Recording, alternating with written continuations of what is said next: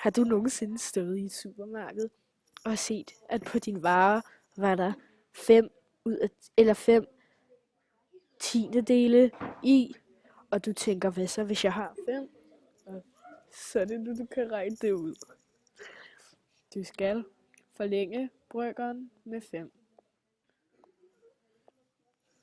Så der var 5 tiendedele i din pakke. Det ganger du nu med 5.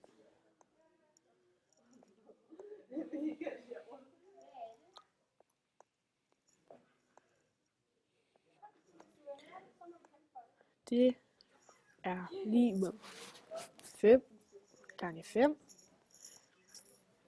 er 25.